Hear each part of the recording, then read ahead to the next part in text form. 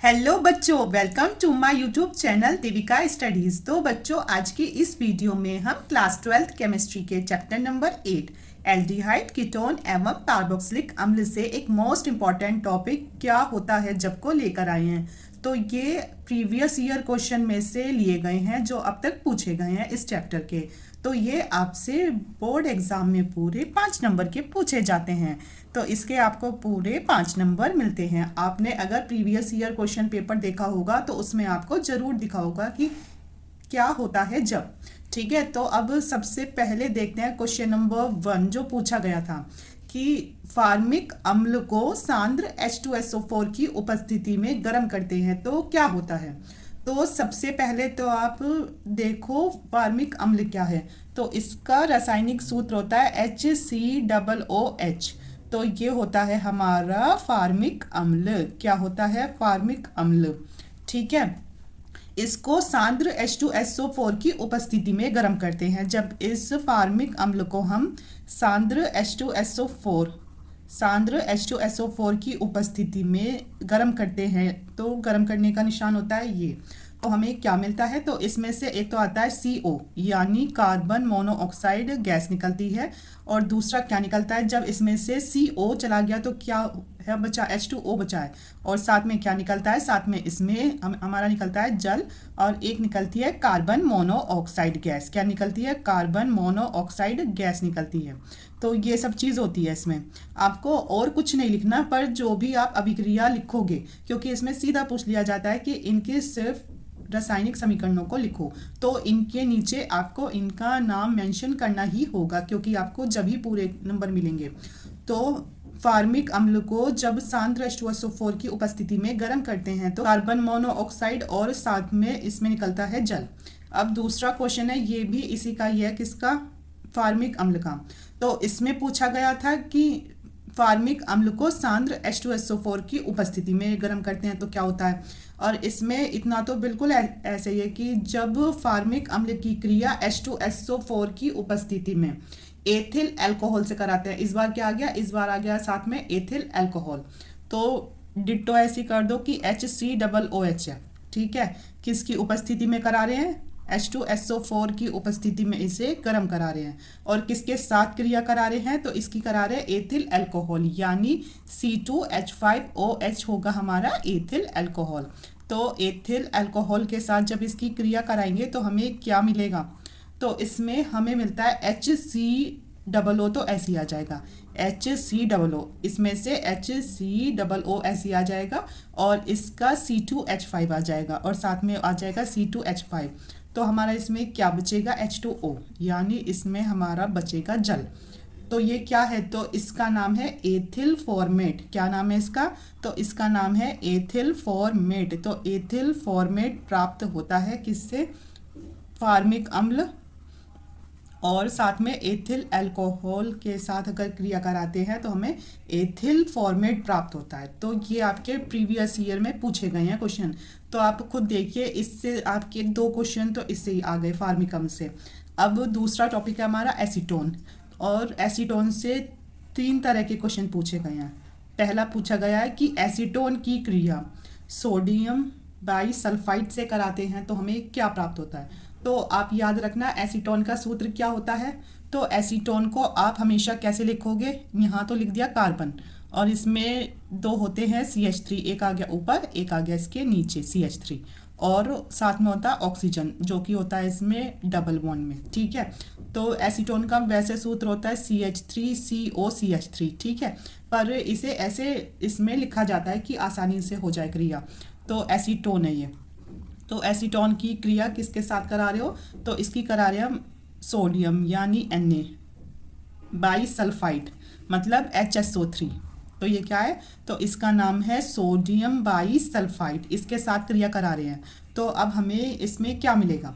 तो जो एसीटोन से जब भी क्रिया कराओगे तो ऑक्सीजन वाला पार्ट अभी हटा दो, और ये पार्ट ऐसा का ऐसा ही यहाँ पर लिखा जाएगा। कार्बन है और ऊपर CH3 है और नीचे CH3 है, और जो ये ऑक्सीजन था इसके साथ H आ जाता है, मतलब इसमें से उठ के H इसके पास आ गया, ऊपर तो आ गया OH। अब H इसमें से हटा तो क्या है बचा यहाँ SO3Na, क्या बचा SO3Na, जो कि इधर आ जाएगा।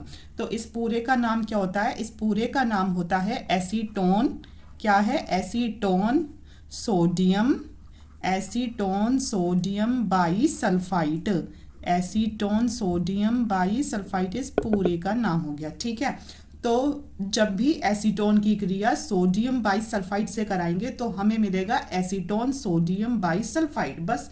ठीक है, इसमें जो ये था एसीटोन, इसका O हटा दो, O के साथ H जुड़ जाएगा ऊपर, और जो इसमें ये बचा है ये आ जाएगा इसके नीचे, बस हो गया। इतनी तो आसान है।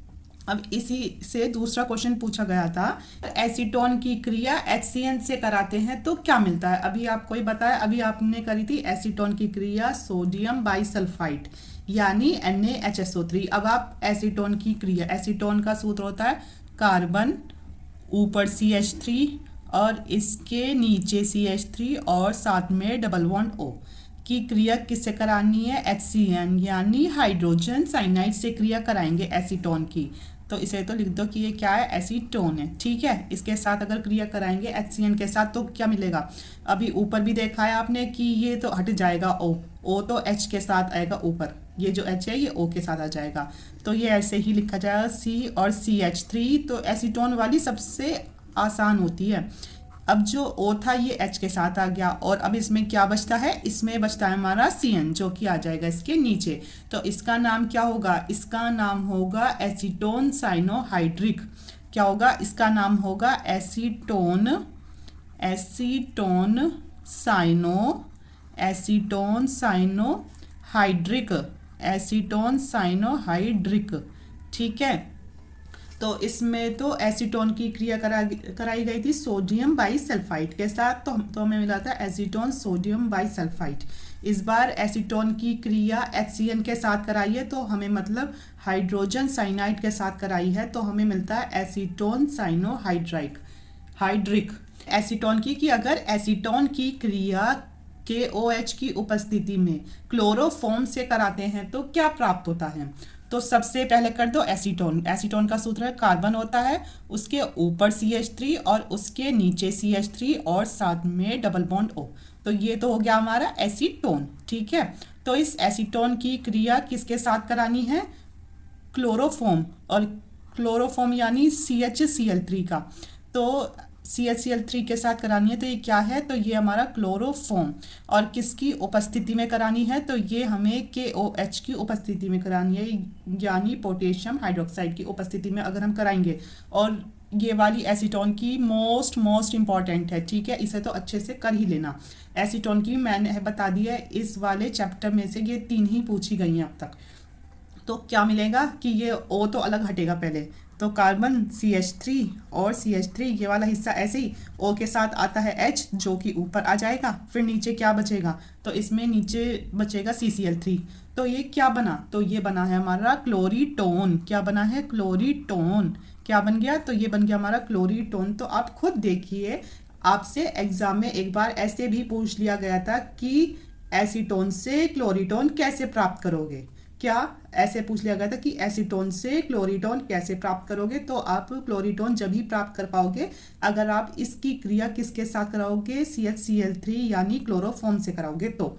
ठीक है, अब 6th है हमारी एसिटिक अम्ल से रिलेटेड, कि एसिटिक अम्ल फास्फोरस पेंटाक्लोराइड के साथ क्रिया करता है।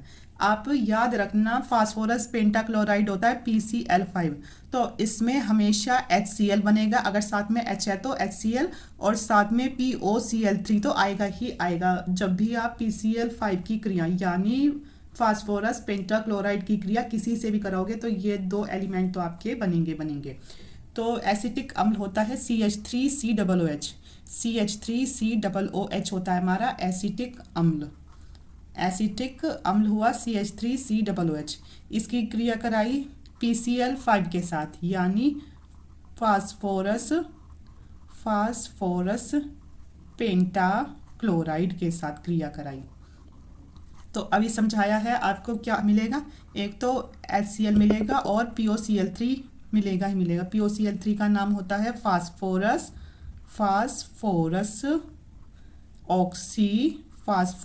ऑक्सी क्लोराइड क्या है, इसका नाम है फास्फोरस ऑक्सीक्लोराइड। ठीक है, और प्लस अब देखो H, इधर से H चला गया, इधर से एक क्या चला गया, Cl। ठीक है, H गया, एक Cl गया, तो अब यहाँ कितने Cl हैं, 4 Cl। तो 4 में से 3 तो आ गए यहाँ, तो अब कितना बचता है, एक Cl तो बचता ही बचता है, तो वो आ जाएगा यहाँ। ठीक है, तो ये तो हट गया पूरा, यहाँ से H हट गया, एक O इसका यहाँ चला गया, तो अब हमारे पास बचा CH3CO, CH3CO, CH3CO, तो आएगा CH3COCl। तो ये होता है एसिटिल क्लोराइड। क्या होता है, एसिटिल क्लोराइड मिलेगा। तो हमें क्या मिलेगा, तो हमें एसिटिल क्लोराइड मिलेगा। अगर एसिटिक अम्ल की क्रिया PCl5 से कराई जाती है तो एसिटिल क्लोराइड मिलता है। ठीक है, अब है सेवंथ है हमारी एसिटेमाइड, एसिटैल्डिहाइड को टोलेन अभिकर्मक के साथ गर्म करते हैं तो क्या मिलता है, एसिटैल्डिहाइड को अगर टोलेन अभिकर्मक के साथ गर्म करते हैं क्या, तो आपको पहले पता होना चाहिए कि ये टोलेन अभिकर्मक क्या होता है, तो ये होता है Ag2O। Ag2O होता है हमारा टोलेन अभिकर्मक, टोलेन अभिकर्मक होता है हमारा Ag2O। ठीक है, इसको क्या करना है, इसको करना है गरम। ठीक है, और वो भी किसके साथ करना है, तो एसिटैल्डिहाइड का सूत्र होता है CH3CHO। क्या होता है, CH3CHO, ये होता है हमारा एसिटैल्डिहाइड CH3CHO।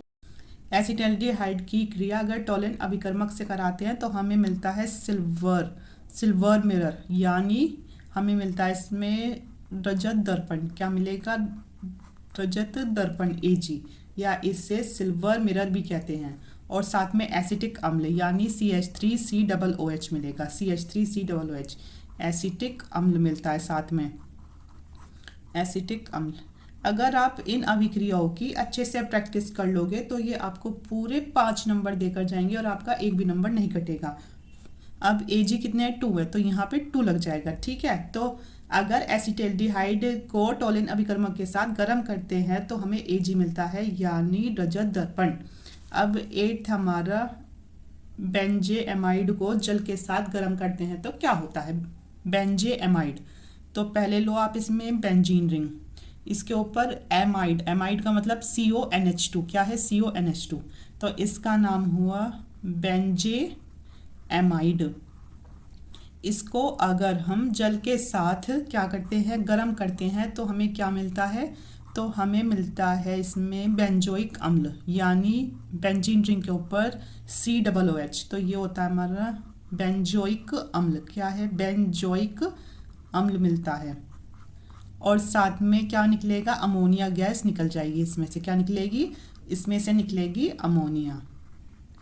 देखो इधर था हमारा क्या, CONH2, और देखो COOH, CO और एक O यहाँ से और एक H यहाँ से आ गया। ठीक है, तो अब यहाँ सिर्फ एक H है और NH2 है, तो एक H इधर आ गया, तो आ गया हमारा अमोनिया।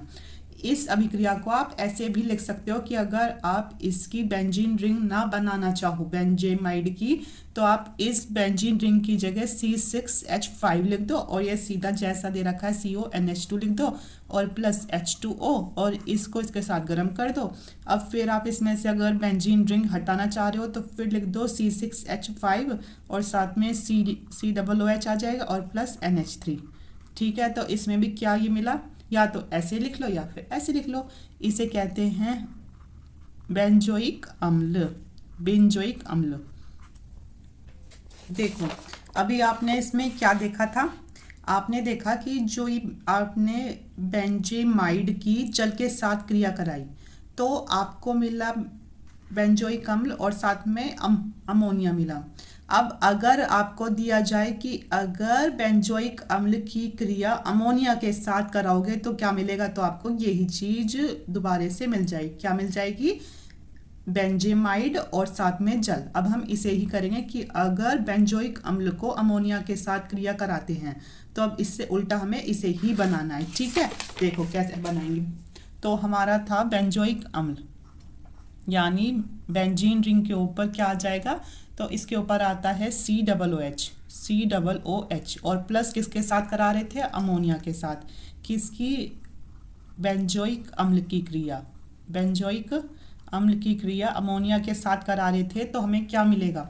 तो इसे दो स्टेप में करेंगे। एक में तो हमें क्या मिल जाएगा, एक में हमें मिलेगा कि बेंजीन रिंग के ऊपर COONH4, क्या COONH4 मतलब है कि NH3 भी इसमें ही जुड़ जाएगा तो ये NH4 हो जाएगा। तो इसका नाम होता है अमोनिया बेंजोइट। क्या नाम है इसका, नाम है ammonia benzoate, benzoate, ammonia benzoate.